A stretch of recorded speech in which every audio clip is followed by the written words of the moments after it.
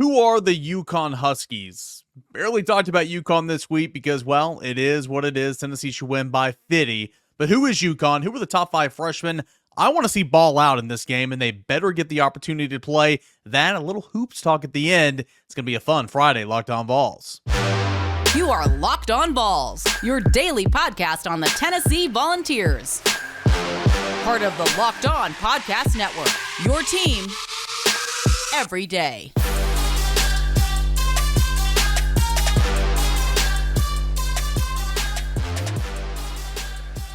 Hey, good Friday morning, everybody. Welcome to Locked On Vols, your team every single day. If you're an everydayer, shout out to you everydayers for making this possible. I am your host, Eric Cain. You can find this podcast anywhere you get your podcasts. That's including YouTube. And of course, it is presented today by our friends over at Game Time. Game Time, download the app, create an account, use the promo code LOCKEDONCollege for $20 off your first purchase. That is at Game Time. Like I said in the cold open, got a fun show coming up. We're going to learn all about UConn. I'm going to give you some freshmen who I expect to ball out tomorrow when given the opportunity. And then a lot of preseason hype for Tennessee men's basketball. Could this be Rick Barnes' best team ever? We'll discuss in segment number 3. But first, who is UConn? Well, UConn, again, it's a team that is 1-7 on the season. It's a team that's only had a handful of FBS wins the last couple of years. In fact, coming into the season, it had one FBS win in the last 3 years. It's got an FBS win over Rice already so far this year. It's a team that, sure, it's only given up 40 points one time this year, and sure, it's been in 4 one-possession games, but overall, it's a team that's not very good. Against Boston College last week, Boston College possessed the football for 40 minutes and ran all over UConn, and so you would think with Tennessee's run game that Tennessee would do something similar in that regard. But UConn on the season, how bad has it been? Well, lost by 10 to NC State, lost by 35-14, can't do math, at Georgia State, lost by a touchdown against FIU, it was blown out by Duke 41-7, lost by 9 to Utah State, actually lost by 11 to Utah State, lost by a touchdown at Rice, lost by 3 points to USF, the Fighting Alex Golishes, and lost by a touchdown at Boston College last week. Jim Mora Jr. is the head football coach. Of course, he had stints as head coach of the Atlanta Falcons, of the Seattle Seahawks, longtime NFL guy, a longtime college football coach as well, coached at UCLA. But for UConn, hadn't had a true winning season since all the way back in 2010 when they went to the Fiesta Bowl. So, interestingly enough, I mean, this is a UConn team that, again, just doesn't have a whole lot of pop. Let's look at the offense first. Scoring 19.75 points per game, so not even 20 points, 316 yards of total offense. Not great. 181 yards through the air, 135 yards on the ground. It's thrown 4 interceptions, 7 fumbles lost, has allowed 9 sacks, but that offensive line has not seen any challenge, much like it's about to see coming up tomorrow at Neyland Stadium. We'll go over a little bit of the personnel notes. Offensively, Taquan Robertson is the quarterback. He tore his ACL in week number 1 of last year, so getting the starting quarterback back, he's thrown for almost 1,300 yards, completing passes at 58%, 8 touchdowns, 3 interceptions, and 2 rushing touchdowns on the season.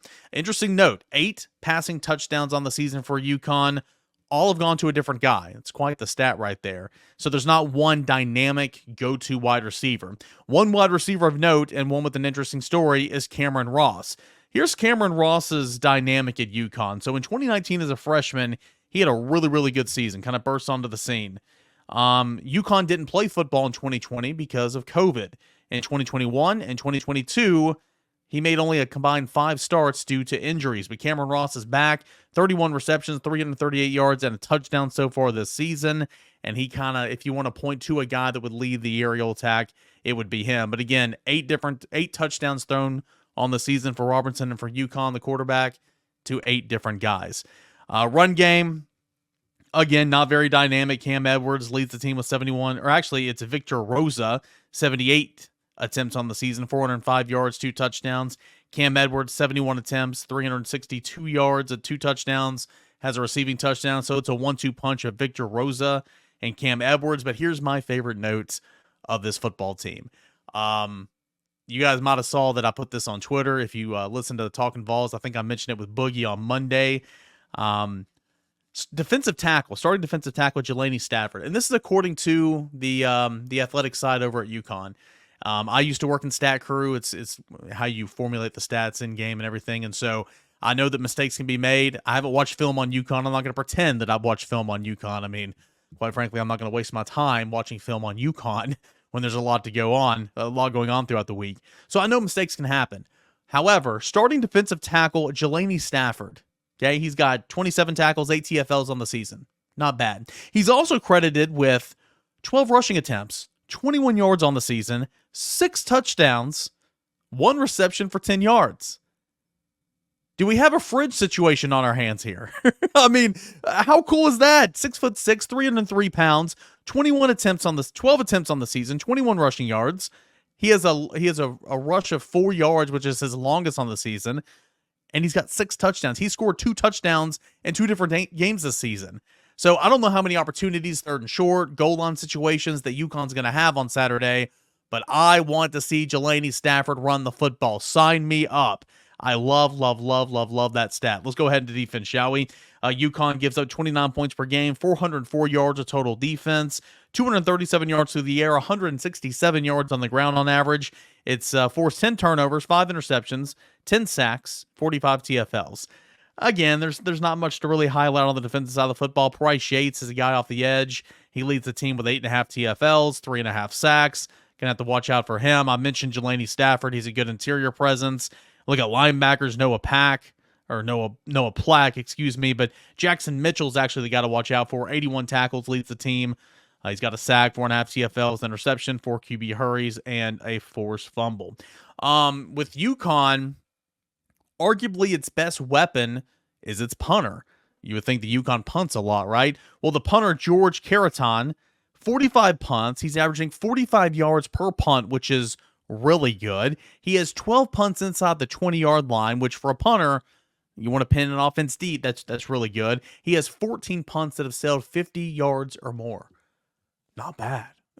Not bad. I mean, again, you never want your punter to be one of your best players, but it makes sense for UConn. So, again, UConn is UConn. UConn is what it is. It's a 1-7 football team. Tennessee should beat this team by 50. Tennessee is favored by 35.5 points. The over-under is at 55.5. It's kind of sad that total is so low over at FanDuel, but Tennessee's favored by 35.5. So, I understand Tennessee's offense doesn't score an awful lot, but Tennessee should just feast against UConn in this football game. I got Tennessee winning big. Again, pick your poison. I mean, I think I said on another podcast this week, maybe 61 to, interesting enough, Tennessee's not scored 50 points in the game this season. Scored 49 against Virginia. Scored 29 against Florida. Scored 41 against South Carolina. Scored 20 against A&M. Did not score 50 against Alabama. Did not score 50 against Kentucky. Did not score 50 against UTSA. Did not score 50 against Austin Peay. My prediction, if you want to call it bold, Tennessee still fails to score 50 points in the 50s because I think Tennessee scores 61 points. There we go. 61-17, 61-13, whatever. It's just going to be a lot to a little, in my opinion. Again, I said it at Austin Peay week, and I'll say it again this week. Though this is an FBS opponent, I recognize that this is a glorified scrimmage. Tennessee needs to get in, get out, take care of business, and watch these young guys cook. And I'll get to that in segment number 2 on freshmen that I want to see have a huge impact in this football game. Easier said than done. I recognize that. Watch out for injuries. It's football. It's a contact sport. Things can happen. Cedric Tillman in the Akron game last year, I recognize that. But you want to get in, take care of business. Let Austin Peay serve as a reminder that when you don't get in there and take care of business, you forfeit the opportunity for Nico and some of these younger guys to get in there and get some much-needed reps. So get in, take care of business, get out, have a short day, celebrate homecoming, let these young guys play. They've earned it. And get back to focusing on Missouri because that is a monster showdown coming up next week. All right, when we come back here on Locked On Vols, if Tennessee does take care of business, who do I see feasting? Who are my top 5 freshmen that I'm watching in this football game? That and more is coming up next right here on Locked On Vols. Do want to tell you about our friends over at Game Time. You shouldn't have to worry about buying tickets to your next big event, whether that's a sporting event, whether that's at Neyland Stadium, whether that's at Thompson Bowling Arena, Lindsey Nelson Stadium, whatever the case may be, Sherry Parker Lee Stadium. Don't stress about buying those tickets. You can do it all at Game Time and on the Game Time app. But not only sports. Thompson Bowling Arena, the Food City Center, concerts all the time. There was a concert last night at Thompson Bowling Arena at the Food City Center with Kelsey Ballerini. There's monster truck rallies. There's all types of events at Thompson Bowling Arena at the Food City Center, and you can find tickets to all those and more on Tennessee's campus and around Knoxville by going to Game Time. It's theater, it's concerts, it's sporting events, all that and more. It's the killer last-minute deals place to find all-in prices, views of your seats, the best price guarantee. Game Time takes the guesswork out of buying tickets. I encourage you to download the Game Time app, create an account, use the promo code LOCKEDONCollege, and there you're going to get $20 off your first purchase. Again, terms apply. Create an account, redeem code LOCKEDONCollege, LOCKEDCOLLEGE, for $20 off your first purchase. Download Game Time today. Last minute tickets, lowest price guaranteed. All right, I've got Tennessee winning this game a lot to a little. I'm sure you do as well, as we welcome back in here to a Friday edition of Locked On Vols.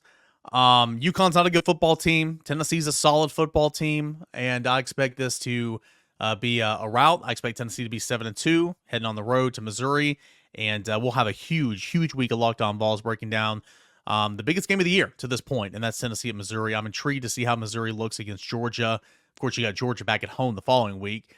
I'm intrigued to see what Georgia looks like against Missouri for sure in this football game coming up this weekend. But anyway, Tennessee needs to get in, take care of business, and get out, and I expect that to happen. What I would love to see is the intertwining of some of these young guys in with the ones and the twos. I don't want to see, and we'll see it, I know we will, I don't want to see Nico Iamaleava get out there with the third string offensive line, the second string offensive line. I would love to see Tennessee up 21 in the first half. Joe, take you a break. Nico, get in there with the first team offense. Would love to see that. Is that a quarterback controversy? Hell no. No, Joe's playing really good football right now, and at that point in time, you're up by multiple scores in the first half. It's not a quarterback controversy whatsoever. I would love to see Cam Seldon do the same thing. I would love to see Addison Nichols get rotated in there with the first team at left guard.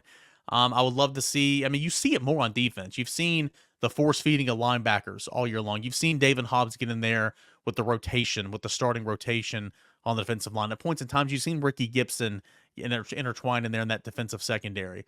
I think you get more out of that than you do see, just straight line change. Second team offense in there right now. Second team defense in there right now. I think you see way more of a clearer picture, if you will. So that's what I'm hoping to see. Again, I'm not a coach in this football game. I know they'll play, but if I'm Gerald Mincey, if I'm John Campbell, a series and you're out. What do you have to lose? Jeremiah Crawford, both those guys are dealing with injuries right now. Jeremiah Crawford made 7-8 starts for your what should have been a college football playoff team last year. Of course, had the loss. I'm saying college football playoff caliber team last year. He started 8 games at left tackle last year, Jeremiah Crawford. Dane Davis has played a ton of football for Tennessee as a reserve and proven that he can be counted on. You have capable backups. So like John Campbell, Gerald Mincey, guys who are a bit banged up, Jalen Wright. We can go down the list here. Get you in there, get you a series, get you 2 series, get out. Let these guys go in there and play. So we'll see what happens. My top 5 freshmen that I'm looking out for in this football game goes as follows. We'll start in reverse order as we always do when we do a list here on Locked On Vols. Number 5, give me Addison Nichols. Addison Nichols had every opportunity to play center this year when Cooper Mays was out. He did not take advantage of that. It did not work, whether it's just not a schematic fit, whether it's a lack of effort, all that. I don't know. It just didn't work. And so, and I'm just using Addison Nichols as an example here. I'm not saying I've heard anything or whatever, but in today's football transfer portal, you have to re-recruit your guys every year. You have to re-recruit your position. So if you're Tennessee, you want to see what you truly have in Addison Nichols. Not just this game, but a couple of games. Andre Keurig is not going to be, ready to play for a couple of weeks, in my opinion. And so, you should really get you some looks at Addison Nichols at guard, in my opinion. So that's why I said earlier, offensive line, I would go, for Addison Nichols specifically, I would go into this game scripted third offensive series, Addison Nichols playing left guard no matter what. It's like the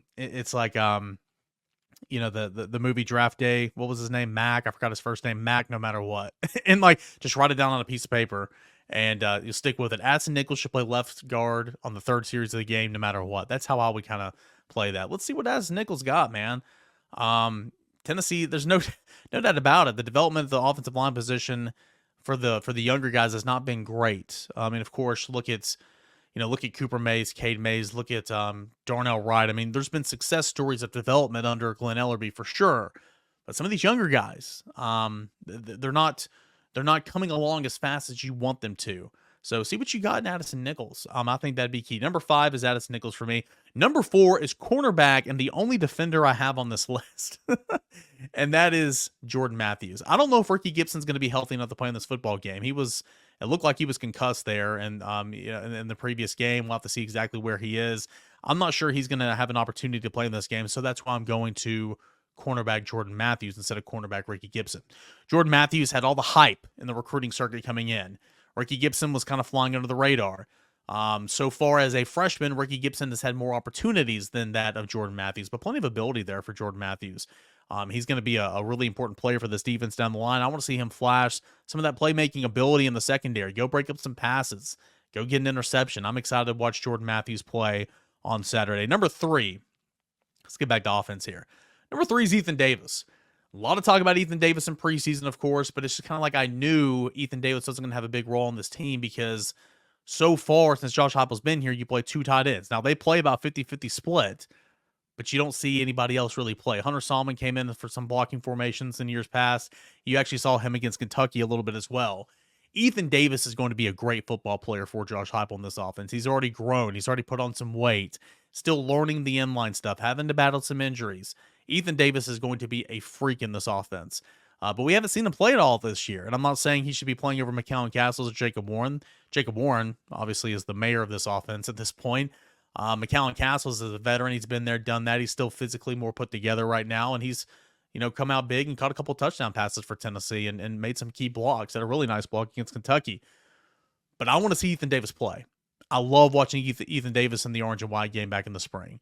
Sign me up for some Ethan Davis. Number 2, probably number 1 on your book, but number 2 on my book, Nico Iamaleava. I want to see him throw. I want to see him run the offense. I want to see him run hurry up. I want to see him run tempo. I want to see him not just hand the football off. I want to see him put the ball in the air. I want to see him extend plays and move up in the pocket. One of the best traits about Nico is his ability to extend plays, is his ability to move in the pockets and throw on the run. And I want to see some of that. I do. I think that's going to be a great trait for him, next year for this football team. I do. Can't wait to see Nico. And again, I hope Nico can get some run up 21-0 in the second quarter or first quarter, whatever. Maybe not first quarter. Up 28-0 in the first half. I would love to see Nico get in there with the first team offense. Would love to see that. Again, no quarterback controversy. It's UConn. Take advantage of the opportunity. And my number 1 freshman that I want to see get some run, no pun intended, it is running back Cam Seldon. A lot of talks when you talk to people over there on campus. Cam Seldon's a stud. Of course, he doesn't have a role on this team. He's still learning the offense, still learning how to be a college player. But he could be a guy next year. He could be, the 1-2 to maybe a Dylan Sampson, 1A, the 1A, the 1B to the 1A. We'll see what Jabari Small is going to do if he's going to utilize that COVID year. We'll see what Jalen Wright's going to do if he's going to go to the NFL. But Cam Seldon can be a guy. Heard great things about Cam Seldon so far as a freshman and in practice and everything. So I want to see Cam Seldon, run. I want to see Cam Seldon catch passes out of the backfield. I want to see Cam Newton. I want to see Cam Seldon line up at the slot receiver. He was very active in that orange and white game back in the spring. So that's who I want to see primarily tomorrow, and I want to see him go. And I think in a game like this, you can find the end zone if you're Cam Seldon. All right. Freshman that I want to see tomorrow, once Tennessee handles business, take care of business, and is on its way to an easy win over UConn. Number 5 is Addison Nichols. Number 4 is Jordan Matthews. Number 3 is Ethan Davis. Number 2 is Nico Iamaleava.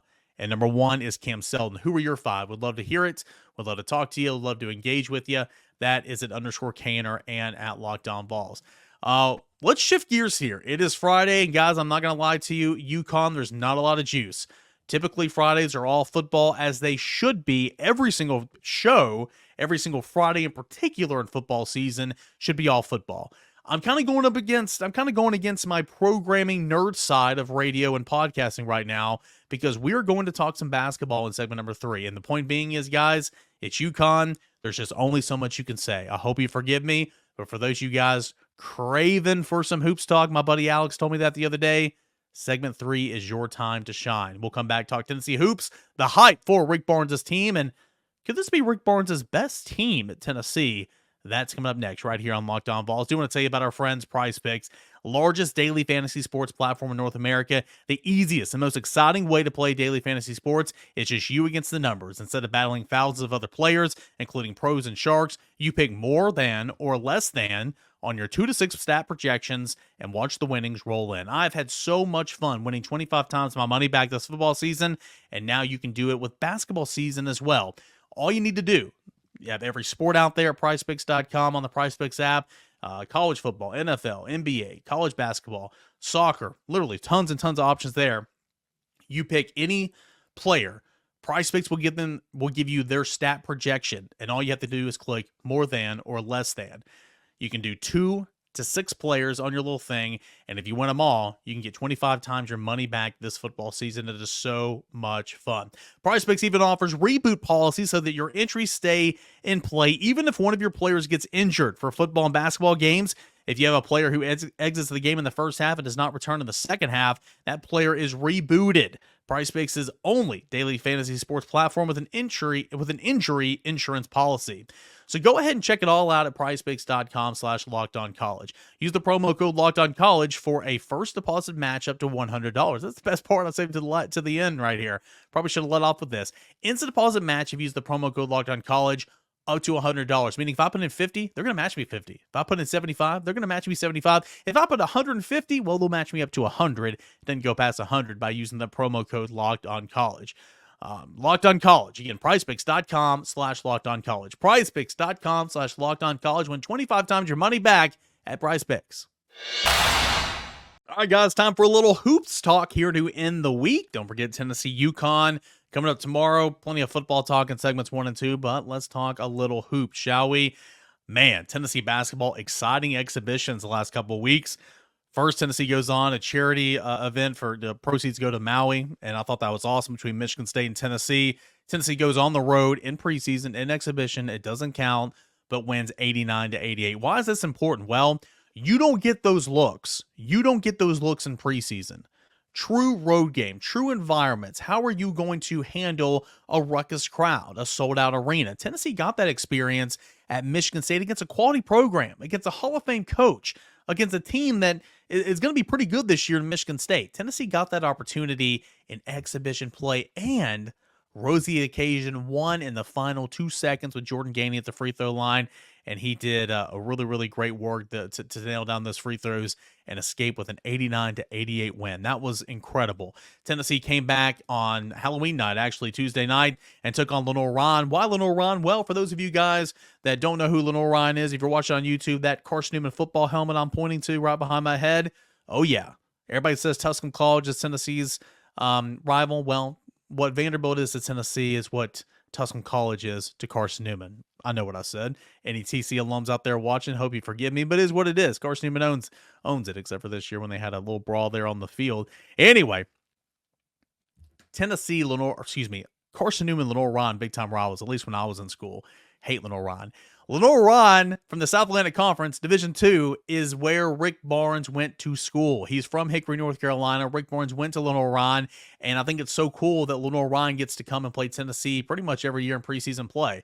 That's awesome. I think that's a great experience. Just like Carson Newman, the women do it, play the Lady Vols every year. Sometimes the men play Tennessee as well. I just think that's really, really cool. Anyway, on Halloween night earlier this week, Tennessee 90-48 over Lenore Ryan, jumped out to a 15-0 lead there in the first half. Exciting exhibition times already for Tennessee. And now it's over. Tennessee Tech opens up the regular season on Monday, and then Tennessee is at Wisconsin on Friday of next week. And so it's here. Basketball season's here. And you don't think going to Wisconsin, you don't think going to Michigan State in exhibition play is going to help Tennessee play on the road at Wisconsin? Heck yeah, it will. Will Tennessee have Zakai Ziegler back? I don't know. We'll have to see. He did not play in these 2 preseason games, nor did Santiago Vescovi, who went home to spend some time with some family. He had a family issue pop up, and he was supposed to be back on campus this week. I'm sure he is. I'll double check on that. But he was supposed to arrive back on campus this week and be available for Monday's season opener. But Tennessee did all this without Santiago Vescovi, without Zakai Ziegler. I mean, of course, you're going to win over Lenore Ryan, but the win at Michigan State without Zakai and without Santi, just huge. And why is that? Well, some newcomers stealing the show. Dalton Connect, Jordan Gainey, Dalton Connect combined for 41 points in these 2 exhibition games. He had 28 points on the road at Michigan State. Jordan Gainey had 20 points on the road at Michigan State. He's combined for 33 points in 2 exhibition games. I mean, goodness gracious, you talk about a deep basketball team. And because Zakai and Santi did not play in these exhibition games, Tennessee was forced to, have other guys handle the basketball, right?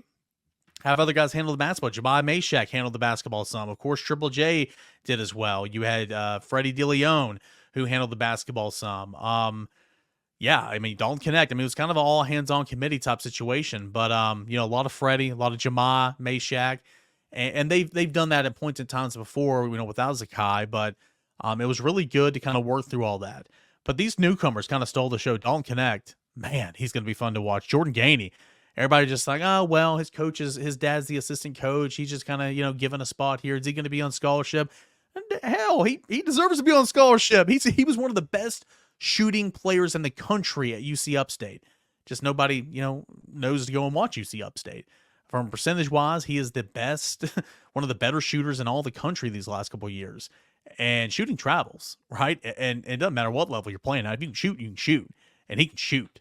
And I'm excited to watch him play. So really impressive stuff from Tennessee so far this season. But there's a lot of hype for Tennessee, okay? Coming into the preseason, Tennessee's ranked number 9 according to the AP poll, number 10 according to the coaches poll. So top 10 in both major polls is Tennessee basketball entering the year. Tennessee was picked to win the SEC by the league's coaches. So picked to win the SEC. Zakai Ziegler was first team preseason, or Santiago Vescovi was first team preseason nod. Zakai Ziegler was a second team preseason nod.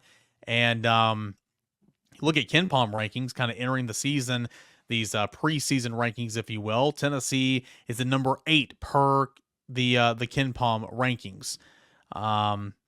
Number 8, Tennessee is considered the number 33 offensive team in the country. Offensive, let's see here. How does it adjusted offensive efficiency. There we go. That's what I was searching for. Number 33, Tennessee is considered the second best defense entering the season.